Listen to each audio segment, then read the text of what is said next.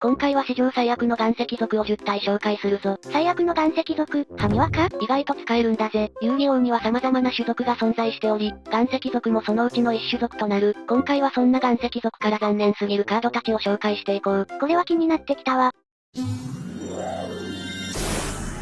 史上最悪の岩石族を10体紹介するにあたって選出概要を先に話しておくぞ。選出対象や選ばれる理由など気になる点は多いわね。まずレベル4以下の通常モンスターは対象外とし、レベル5以上の通常モンスターと効果モンスター全体から選ぶこととする。じゃないと埴輪みたいなモンスターだけで埋まりそうだものね。選出のポイントとしては効果が弱いもの、扱いが不遇なもの、使いづらいもの、無駄が多いものといった点に焦点を当てているぞ。とりあえず効果が弱くて使う機会がなさそうな岩石族が選ばれそうだわ。あと今回の選出はあくまで私個人の独断と偏見で選んでいるため、そこをご理解ご了承願えると助かるぜ。わかったわ。選出概要を話したところで早速1体目から紹介していこう。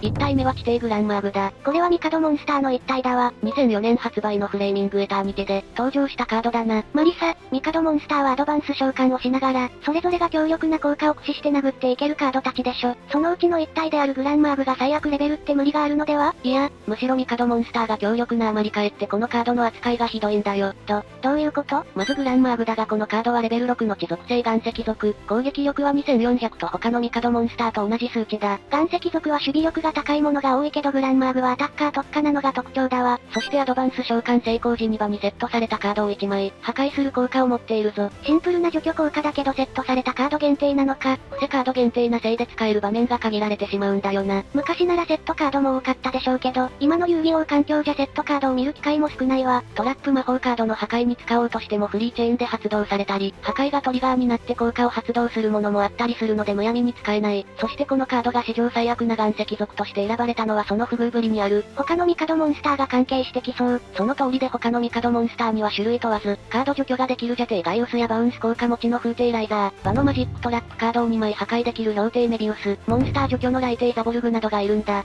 こっちのミカドたち使うわ。使い勝手の面でグランマーグは明らかに劣っており、他のミカドモンスターたちに出番を奪われることになったぞ。同じミカドなのに効果の違いで出番が失われていく。2007年の遊戯王世界大会ではベスト8以上に進出したプレイヤーの、デッキとサイドデッキの中にミカドモンスターは合計43枚入っていた。しかし、グランマーグを入れていたプレイヤーは一人もいなかったんだ。悲惨すぎる。ミカドが環境にいた頃ですら全く使われなかったのね。でもグランマーグにはエンテイテスタロスというお友達がいるわ。いや、テスタロスは登場時こそ使いづらいと言われていたが、ハンデス効果が次第に評価され扱いが劇的に良くなっているぞ。そうだったの？なんなら先ほど言った世界大会では数名がこのカードを3枚積みしていたくらいだ。誰よテスタロスとグランマーグがお友達とか言った不届き者は。お前だバカ。グランマーグだけどんどん扱いがひどくなっていくわ。それを証拠に他のミカドが再録されているアドバンスドトーナメントパックに、唯一再録がされていないんだ。もうこれ公式からのいじめでしょ。需要がなさすぎて省かれたっぽいな。さすがにかわいそうすぎる指導にかならないの？他のミカドが強すぎるだけでグランマーグの性能自体は悪くないため、岩石族デッキで使うとかがおすすめだ。イービルヒーロー、ダークダイヤの素材にも使えそうだわ。ゴーストリックフロストで相手の攻撃を止めつつ、次のターンでグランマーグで破壊するなどコンボで使っていこう。使い方次第で活躍はできそうね。それでも他のミカドたちとの格差、受けてきた扱いなどを加味して、今回選ばせてもらったぞ。ちなみに進撃の帝王では明らかに大きいボスみたいな立ち位置にいる。ハリボテオツ。2枚目は壺マシンだ。変態出てきた。天空の聖域で登場したモンスターで手札から強力な壺を墓地に送って、デッキから3枚ドローする効果があるぞ。3枚ドローはすごいのだけど絶対使えないじゃん。その通りで効果自体は強いのだが肝心の強力な壺が禁止カードだから、このカードの効果の発動もほぼ不可能なんだよな。指定カードありきの効果はこういう時辛くなるのよね。仮に強力な壺が使えたとしてもドローを1枚増やすために、このカードを召喚するのは面倒だし強力な壺が手札にないとただのバニラ同然だ。アドバンテージ的に微妙だし普通に壺使った方が良さそう。禁止制限のないノーリミットデュエルでしか使い道がない上に、使えるからといって使うかというとそうでもないのが悲しいな。まずこのビジュアルがきついのよ。美しい肉体美じゃないか。顔のせいで変態にしか見えないけん。そんな感じで強力な壺が禁止カードの影響で効果を発揮できず、ビジュアルも賛否両論ある壺マシンも最悪レベルの岩石族と言っていいだろう。岩石要素どこ？壺が石でできているのだろう。そこしかなさそうね。ところでこのカードと似たような名前のカードなかった？壺魔人だな。それよそれ、こっちも使った記憶がないのよね。壺魔人はドラゴン族封印の壺を破壊するメタカードだから、こっちはこっちで使いづらいぞ。どっちの壺モンスターもしょっぱすぎる。さ3枚目は月光のムカムカをチョイスしてみた。ムカムカってモンスターが昔いた気がする。ムカムカの方もいてあちらの上位種だ。そうなのね。このモンスターはどういう性能をしているのかしら？レベル5の上級モンスターで攻撃力1200、守備力は600と低い。仮にも上級モンスターなのにこのステータスはヤバすぎない？その代わり自分の手札1枚につき攻守が400アップするぞ。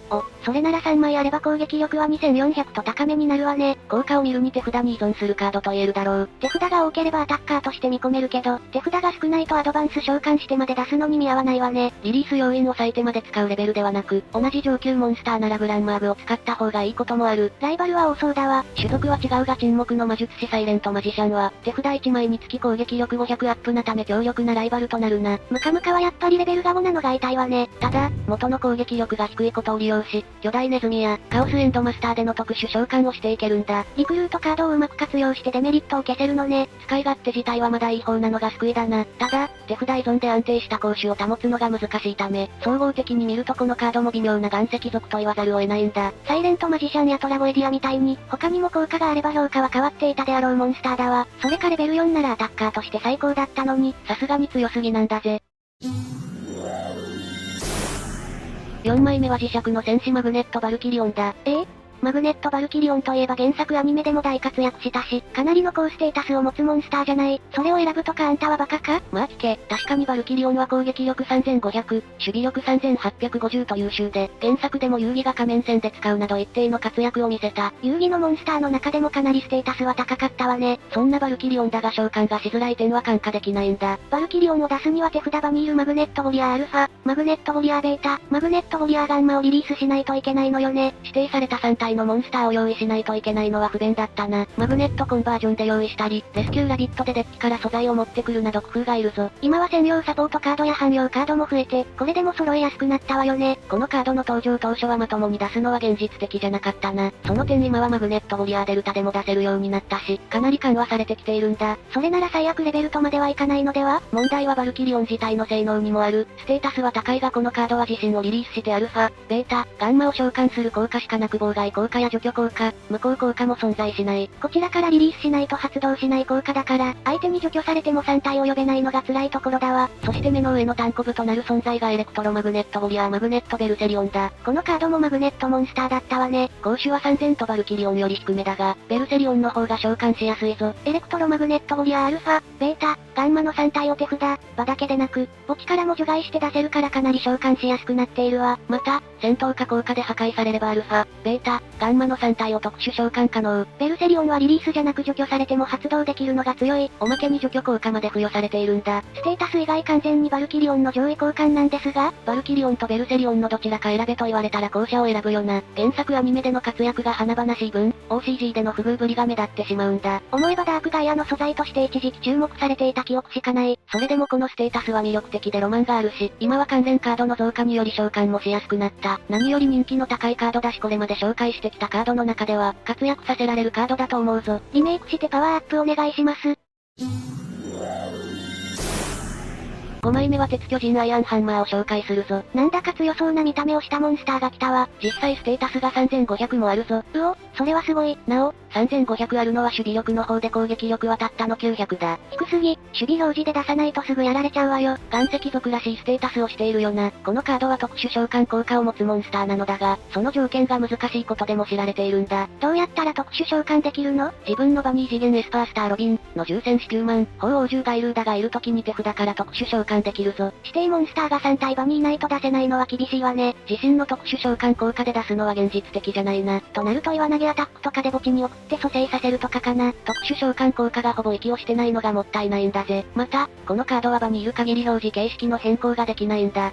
じゃあ状況に合わせて攻守の切り替えができないってこと？表示形式を変更するカードを使わないと変更できないぞ。重力解除や AD チェンジャーなど使っていきたいな。他のカードに頼らないといけないのが不便すぎる。表示形式が変えられないため墓地からの蘇生時に、リビングデッドの呼び声を使うのは注意が必要だ。攻撃表示での蘇生だからそのまま出したら即倒されちゃうわ。巨大ネズミで出すのも気をつけけたいわね。守備表示で出せる戦線復帰やアダマシアサインを使っていこう。いずれにせよこのカード単体だと使い勝手が悪いわ。ただ、アイアンハンマーにも利点はあって、自分の場のモンスター一体に直接攻撃を付与する効果があるんだぜ。攻撃力の高いモンスターがいれば相手に大ダメージを与えられるわね。リバーサルワールドといったカードでこのカードの攻守を入れ替えて殴ってもいいな。何かしらのカードを使っていかないと弱いけど、カードの組み合わせ次第で活躍はできるかもって感じね。それでも特殊召喚効果の指定が厳しすぎる点や攻撃力が低すぎる点、表示形式を変えられない点など扱いづらい部分がどうしても目立ってしまう。直接攻撃も相手のライフポイントを削れるが、相手の場のモンスターは残っていることになるからな。次の相手ターンで処理される可能性も高いわね。このカードをまともに運用するために必要なカードの枚数を考えると、他のカードを使った方がいいだろう。これは介護必須カードだわ。ちなみにこのカードには派生進化もあるんだ。このカードの進化先があるの？異次元ジェットアイアン号という攻撃力4000のモンスターがいて、ロビン、ピューマン、ガイルーダ、アイアンハンマーを墓地に送ると召喚できるぞ。手札からも条件になっているとはいえコスト重すぎ。召喚条件が緩和されないと、アイアンハンマーともども出番が増えてこないんだぜ。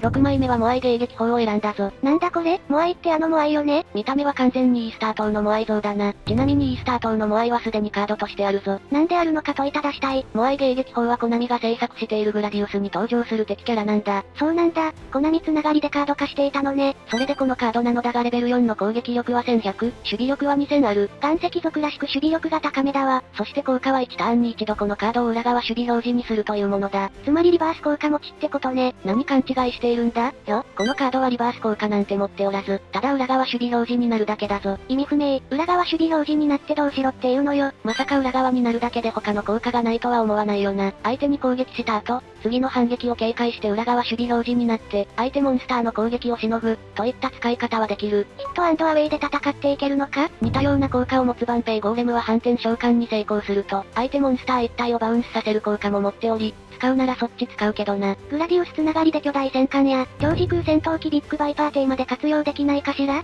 シナジー皆無だ。終わった。完全にコナミが受け狙いで作ったネタ枠モンスターだな。裏側守備表示になれることを活かしてベノムスワンプの効果を避けたり、守護神エクゾードと組み合わせてバーンダメージは稼げるぞ。同胞の絆で呼べるから利用価値はありそうだわ。それでもモアイ迎撃砲自体の効果は何の意味も持たないし、ネタ枠な点も拭えないため限りなく微妙なカードだな。グラディウスからの友情出演という感じがあるわね。ちなみにマスターデュエルではメイトに選出される快挙を成し遂げているぞ。なぜ選ばれたし、公式も遊び心に溢れているんだぜ。7枚目はマスターモンクだ。ジェネラルフリードの兄弟？私も最初騙されたぞ。戦士族かと思ったけど岩石族なのね。レベル5で攻撃力は1900、守備力は1000だな。リリース要員がいるのに攻撃力がレベル4モンスターに負けてる。そもそもマスターモンクは通常召喚できないぞ。そうなんだ。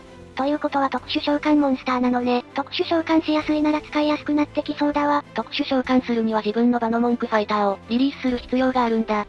モンスターを指定してくるのか。ファイターが成長した姿がマスターだから妥当だろう。ただ、岩石族一体の指定とかなら召喚しやすくなるのだが、モンクファイターじゃないといけないのは辛いよな。モンクファイターが強いならワンチャン。ステータスも微妙だし戦闘ダメージをゼロにする効果しかないぞ。ロックストーンウォリアー使います。逆にモンクファイターとマスターモンクが両方手札にあれば1ターンで召喚可能。ブロックドラゴンなどでサーチしていきたいな。他の岩石族持ってきたい。100歩譲って召喚をカバーしたとしてマスターモンクは他に効果はあるの？あとは2回攻撃だけだ。2回攻撃は優秀だけどこの攻撃力では進化を発揮させづらいわね。装備カードで攻撃力を上げるにしても重装武者弁慶とかでいいしな。あ、そういえばマスターモンクって専用サポートカードがなかったっけ？それを組み合わせれば強いんじゃない？ゴッドハンドスマッシュ、孤高の格闘家、伝説の黒帯の3枚のサポートカードがあるぞ。3枚も、これは強い。ゴッドハンドスマッシュとか棒紙のカードが使う技そっくりの名前だし、マスターモンクが場にいるとこのターンにマスターと戦ったモンスターをダメージステップ終了時に破壊する。それがゴッドハンドスマッシュの効果だ。それだけ？破壊ならサンダーボルトとかでいいし、渾身の一撃ならマスターに破壊耐性もつけられるわよ。しかし、なんとこのカードはマスターモンク以外にファイターと、格闘ネズミ、シュウスケにも効果の適用が可能だ。どうでもいいわ。孤高の格闘家の方はどうなの？いかにも一人で戦う。って感じでイラストも強そうだけど、マスターに戦闘破壊耐性をつけるのと相手モンスターの効果を受け付けなくするぞ。耐性はありがたいしモンスター効果を受け付けないのもいいけど、それこそサンダーボルトなどでオダブツなんですが、ちなみにこちらもマスター以外にファイターとチュウスケにも適用が可能だが、場に1体しかいないと発動できないぞ。そんなとこでここを要素出さなくていいんだけど、どうせなら3体全員に耐性つけろ。そして伝説の黒帯は装備カードであり戦闘で相手モンスターを破壊し墓地へ送ると、そのモンスターの守備力分のバーンダメージを与えるんだ。バーンダメージは強いけど肝心のマスターモンクたちの攻撃力が低い。守備力を持たないリンクモンスターには意味のない効果だし、せめて黒帯自体に攻撃力アップ効果が欲しかったな。どうしよう、サポートカードまで弱すぎる。専用カードのサーチ手段も皆無だしあったところでそこまで強くないし、マスターモンクも攻撃力は低めだし指定モンスターがいないと出せないしで厳しい。見た目はかっこいいのに残念だわ。このカードを使いこなしてこそデュエルマスターだな。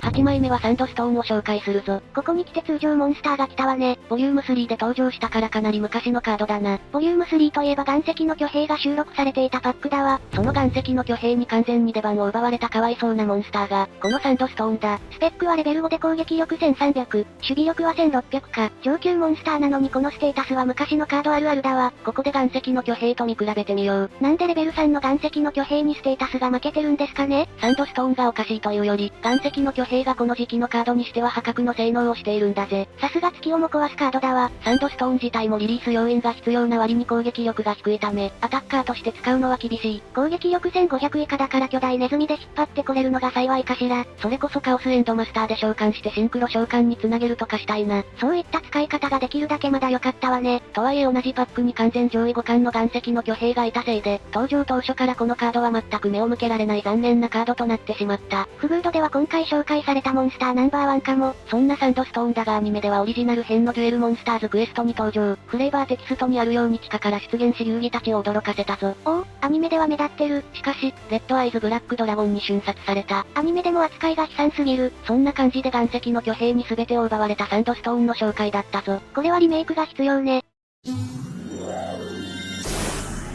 9枚目は魔導アーマー、エグゼだ。このカードが残っていたか。確かデメリットアタッカーだったわよね。その通りでレベル4にもかかわらず攻撃力は2400とかなり高いのだが、召喚反転召喚特殊召喚したターンには攻撃できないんだよ。召喚してすぐ攻撃していきたいのに制約が邪魔しているわ。しかも自分と相手のスタンバイフェーズごとに、自分の場の魔力カウンターを1個取り除かないと自壊してしまうぞ。維持コストも重すぎる。このカード自体に魔力カウンターを置く効果がないから、他のサポートカードでフォローしないといけないのが面倒だわ。この効果を見ただけでダークガイアの素材行き決定するレベルなんだぜ。相手のターンにも魔力カウンターを必要とするから、1ターン限りの壁役として使うことすらできないんだ。数あるデメリットアタッカーの中でも相当ひどい。岩石族からしてみれば魔法使い族に送りつけたいレベルね。魔法使い族としてもいらないと思うぞ。魔力カウンターを付与するカードは魔法使い族関連が多いが、エグゼは岩石族だからサポートを共有しづらいのも難点だな。なぜ岩石族にしたのか？スキルドレインを使っても維持コストは効果外テキストだから、無効にできないしマジで救いがない。即効性がない？維持コスト重すぎ、自己完結できない。これは史上最悪の岩石族ですね。メタモルクレイフォートレスを使ってエグゼを装備させれば、エグゼの高ステータスを活かせるのが救いだ。やはりこういう攻撃力だけが長所なカードは素材にするに限るわ。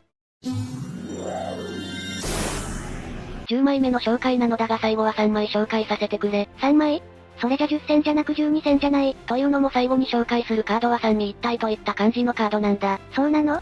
一体どんなカードなのよ？それがこの水晶ドクロ、アショカピラー、カブレラストーンだぜ。なんかオカルトなカードたちが来た。遊戯王 5Ds でカードコレクターの柳が使っていたカードたちだな。優勢がこのカードたちを借りて氷室に勝利していたわね。この時のコンボは見事だったぞ。3枚のカードはどういうカードだっけ？当然全て岩石族であり、水晶ドクロは攻守ゼロで召喚すると1000のバーンダメージを自分が受けるんだ。弱すぎ、デメリットじゃないのよ。もちろんこれ以外にも効果があるぞ。1000ダメージを受けた後にこのカードは守備表示となる。それなら相手からの戦闘ダメージは避けられそうね。また、効果ダメージを受けていなければエンドフェーズ時に、デッキから攻撃力ゼロの岩石族モンスターを1体サーチかリクルート可能。条件はあるけど一部岩石族を持ってこれるのは便利だわ。この効果で持ってくるのがアショカピラーかカブレラストーンになるぞ。つまり3体とも攻撃力ゼロなのか。アタッカーとしてではなく効果ダメージで戦うカードたちだからな。アショカピラーは守備力が2200あるため壁役もできる。この守備力は岩石族って感じだわ。召喚時にはデッキから装備魔法カードをサーチできるほか、攻撃表示だと自動的に守備表示になるんだ。装備カードを持ってこれるとか普通に優秀なんだけど、テーマ内ではサポートカードを持ってくるための効果となるのだが、他のデッキでも使える効果だな。その代わりこのカードは破壊されると2000のバーンダメージを受けてしまうんだ。いかに破壊を防ぐかが重要そうね。カブレラストーンは攻守ゼロで召喚時にデッキから、トライアングル O をサーチできる。トライアングル O がキーカードになるわけだ。その他、守備表示になる効果と破壊時2000ダメージ受ける効果があるな。トライアングル O はどういう効果だっけ？水晶ドクロ、アショカピラー、カブレラストーンがあると時に発動可能で、場のカードを全破壊できるんだぜ。場のカード一掃はすごい、けど自分の場の3枚も破壊されたらバーンダメージを受けてしまうわ。トライアングル王は自分が受ける効果ダメージを相手に移す効果もあるんだ。おお、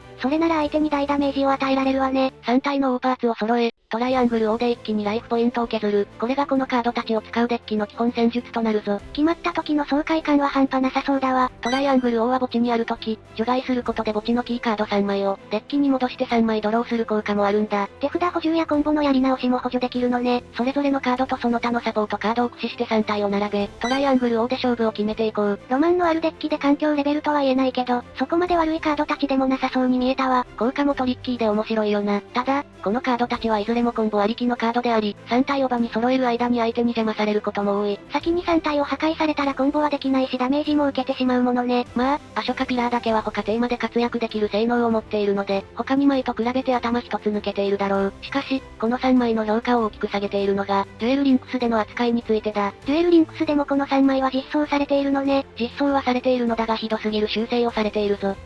ひどすぎる修正ってどんだけひどいの？なんと3枚すべてがデメリット効果オンリーとなっているんだよ。なーにこれ？バーンダメージ効果しかないじゃない。カブレラストーンに至っては守備表示だと自戒するようになったぞ。ふざけてるにも程がある。ただでさえ3枚揃えるのが大変なのにサポート効果すら没収ってあんまりだわ。デュエルリンクスは OCG とルールが違うとはいえ、これで戦えというのは無理難題だよな。この不遇ぶりを見て今回選出させてもらったんだぜ。OCG とデュエルリンクスで別物感があるけど、これは確かに史上最悪レベルの岩石族だわ。性能的にも残念すぎるしさすがに弱いわね。余談だがトライアングル大モドロー効果が消されているぞ。リンクスじゃなく OCG かマスターデュエルでこのデッキは使うわ。今回は史上最悪の岩石族を10枚紹介したが、レイムどうだった？単純に弱いモンスターから不遇すぎるモンスターまで、様々なカードがあったわね。あと12枚あったわね。細かいことはいいんだよ。理不尽に怒られた。今回紹介したモンスターたちが今後、評価を上げていくと嬉しいな。リメイクが来たり新たなコンボの一役を担ったりしてほしいわね。ではレイム、最後にこの画像の空欄に一言。俺以外の岩石族はこうしてやる。暴君かな？みんなもコメントで答えてちょうだい。マリサをうならせる回答をよろしくね。ご視聴ありがとうございました。リンクスの3体に救いを。